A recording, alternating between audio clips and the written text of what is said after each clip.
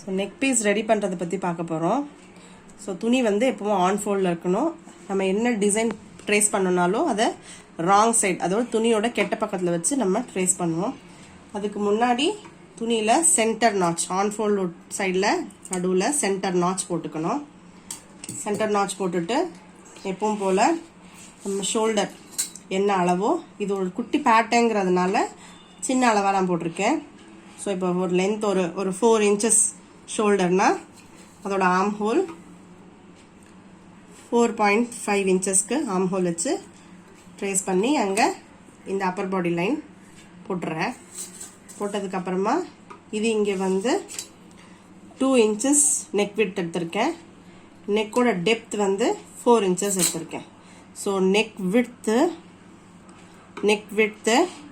Neck depth ஒரு box போட்டுக்கணும். நம்ம எந்த டிசைன் எப்போவுமே ட்ரேஸ் பண்ணனாலும் என்ன டிசைனாக வேணா இருக்கட்டும், ஸோ அதை வந்து இந்த பாக்ஸ் போட்டுட்டு இந்த பாக்ஸ்க்குள்ளே ஃபிட் பண்ணுறது, இதுலேருந்து எவ்வளோ வெளியில் போகலாம்ன்றது ஒரு அளவு வச்சு தான் நெக் டிசைன் எப்போவுமே ட்ரேஸ் பண்ணணும். ஃப்ரீ ஹேண்ட் ட்ரேசிங் எப்பவும் பண்ணக்கூடாது.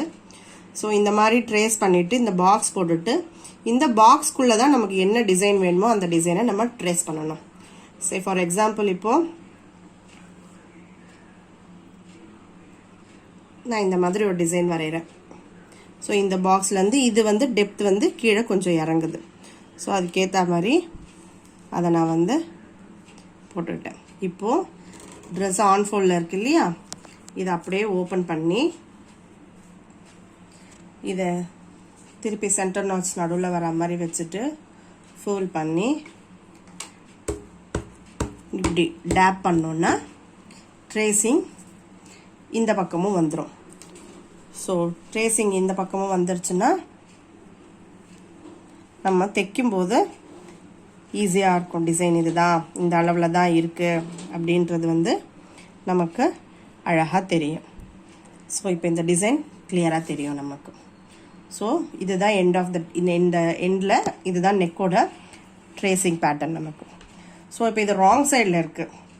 இப்போ நம்ம இதை கட் பண்ணிக்காமல் நம்ம என்ன பண்ணலான்னா, இப்போ நமக்கு நெக் விட்த்து தெரியும், நெக் டெப்த்து தெரியும் இல்லையா. அப்போது நெக் பீஸ் கொடுக்குற பீஸு நம்ம என்ன பண்ணிக்கலாம், neck width plus 2 inches, neck depth plus 2 inches, neck width plus 2 inches, neck depth இந்த இடம் நெக் டெப்த்து ப்ளஸ் 2 இன்ச்சஸ் அப்படி சேர்த்துக்கிட்டோன்னா நெக் பீஸ் கொடுத்து திருப்பறதுக்கு வசதியாக இருக்கும். நெக் பீஸ் இந்த அளவுக்கு எடுக்கணும். இப்போ நெக் விட்த் வந்து 2 இன்ச்சஸ் இருக்குது.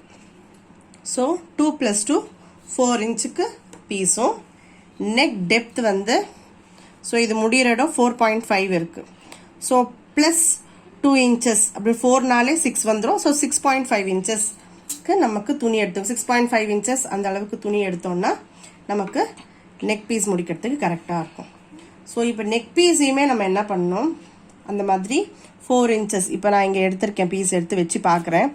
ஸோ இது வந்து 4 இன்ச்சஸ்க்கு அதிகமாகவே இருக்குது. இங்கே டெப்த்து இந்த அளவில் இருக்குது. ஸோ நான் அதை அதுக்கேற்ற மாதிரி 4 இன்ச்சஸ்க்கு ட்ரிம் பண்ணிக்கிறேன். ஸோ ட்ரிம் பண்ண பிறகு ட்ரிம் பண்ணிடுறேன்.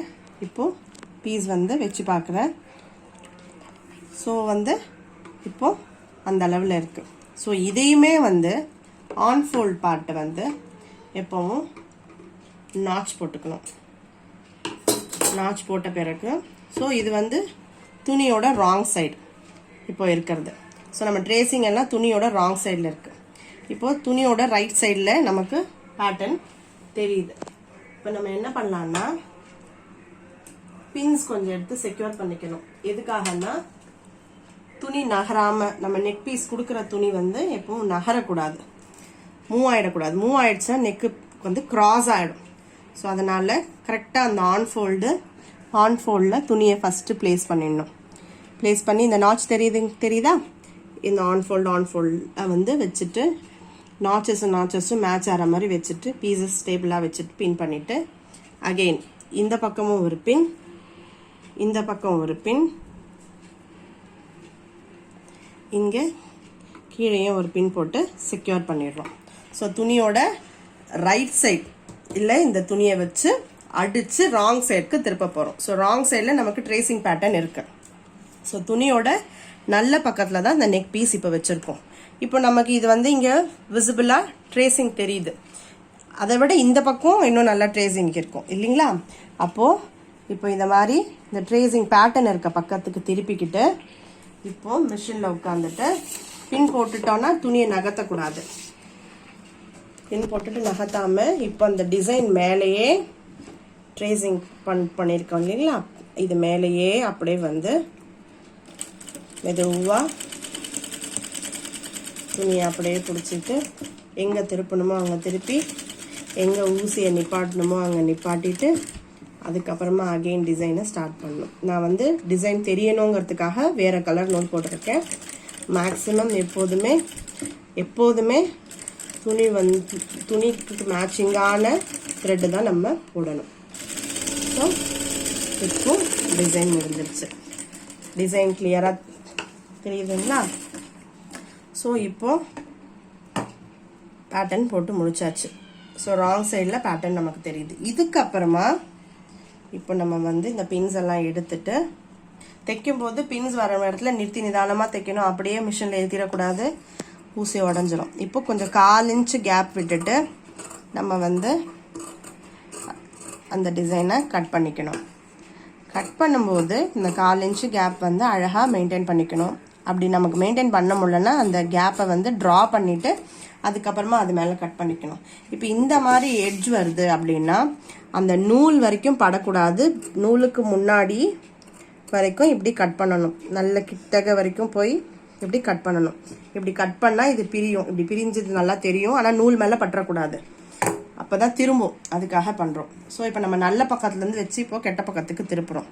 ஸோ இப்போ திருப்பும்போது இந்த மாதிரி க்ரீஸ் பண்ணி விடணும். நகத்தால் இப்படி கீறி விடணும். இப்படி கீறிட்டு திருப்பும்போது அது நல்லா பதிய நமக்கு வரும். அதுக்கப்புறமா இந்த இடத்துல எட்ஜ் இருக்குது. இந்த எட்ஜ் இருக்கு இல்லையா? ஸோ அதை வந்து விரல் விட்டு எப்படி திருப்பணும். விரல் விட்டு எப்படி திருப்பணும். இதையுமே அதே மாதிரி விரல் விட்டு இப்படி திருப்பணும். அப்படி இல்லைன்னா ஒரு பென்சிலோ இல்லை வேறு ஏதாவது ஒரு இன்ஸ்ட்ருமெண்ட் அந்த பெண்டுக்கு ஏற்ற மாதிரி திருப்பினோன்னா இது ஆட்டோமேட்டிக்காக இப்படி அழகாக திரும்பிடும். நான் தைக்கிற துணி ரெண்டுமே வெவ்வேறு கலர் யூஸ் பண்ணியிருக்கேன். ஏன்னா தெரியணும் அப்படிங்கிறதுக்காக யூஸ் பண்ணியிருக்கேன்.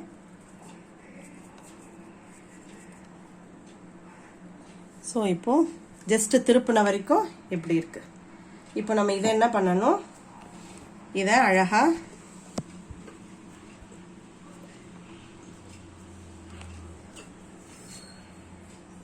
இதை கொஞ்சம் க்ரீஸ் நகம் வச்சு துணியை அழகாக க்ரீஸ் பண்ணி விட்டுட்டு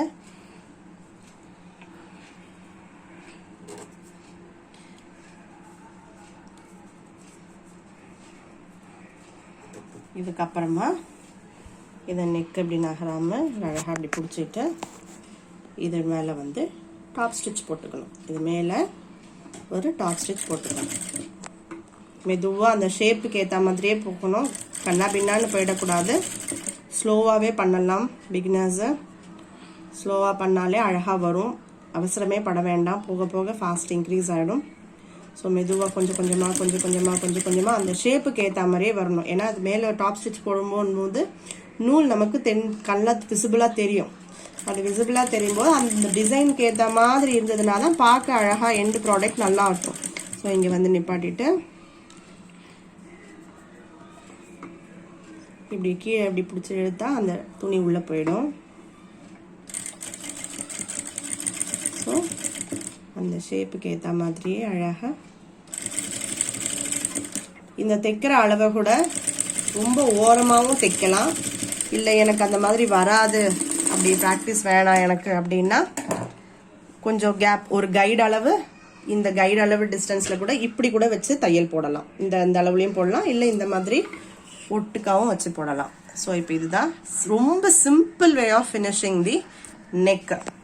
இப்போ ஸோ ஃபினிஷ் பண்ணுறது ரொம்ப சிம்பிள். ஸோ பயஸ் பீஸ் கொடுத்து எப்படி திருப்புறது ஒரு சிம்பிள் வேவோ அந்த மாதிரி இது ஒரு simple way of finishing the neck. So இதுக்கு அடுத்து வந்து பேப்பர் கேன்வாஸ் வச்சியும் ஃபினிஷ் பண்ணலாம். டபுள் லேயர் ஆஃப் துணி வச்சு ஃபினிஷ் பண்ணலாம். டபுள் லேயர் துணி அலாங் வித் பேப்பர் கேன்வாஸ் அப்படியும் வச்சு ஃபினிஷ் பண்ணலாம். So this is the first step. வெறும் ஒரு லேயர் ஆஃப் கிளாத் வச்சு திருப்பி ஃபினிஷ் பண்ணுறது. ஸோ அப்படி ஃபினிஷ் பண்ணி முடிச்சுட்டு பின்னாடி துணி இந்த மாதிரி இருக்கும் இல்லைங்களா, இதை அங்கங்கே ஒரு டாக்கா போட்டு ஸ்டிச் போட்டுக்கலாம். அந்த மாதிரி இல்லை மெதுவாக இந்த எட்ஜஸ் எல்லாம் கூட நம்ம ஹெம் பண்ணிக்கலாம். இல்லை இதையுமே வந்து இப்படி மடித்து தைச்சிட்டு இந்த மாதிரி மடித்து தைக்கிற மாதிரி இந்த ரா எட்ஜஸ்லாம் எனக்கு தெரிய வேண்டாம் அப்படின்னு நினச்சிங்கன்னா ராங் சைடில் இப்படி இந்த மாதிரி வச்சு மடித்து தைச்சிட்டு அதையுமே கூட வந்து நம்ம அதுக்கப்புறமா ஹெம் பண்ணிக்கலாம். இதோ இந்த மாதிரி தைச்சிட்டு அதுக்கப்புறமா ஹெம் பண்ணிக்கலாம். ஸோ அப்படியே இல்லைனாலும் அப்படியே ஹெம் பண்ணிக்கலாம். திஸ் இஸ் சிம்பிளஸ்ட் வே, பிகினர்ஸ்க்கு simplest way to finish the raw edge of the neck piece கொடுத்து திருப்புறது. ஸோ இந்த பீஸ் கொடுத்து திருப்புறோம் இல்லைங்களா, இதுதான் neck piece. So neck piece கொடுத்து அடித்து திருப்பி ஃபைனாக அது பண்ணுறது தான் நெக் பீஸ் கொடுத்து திருப்புறது.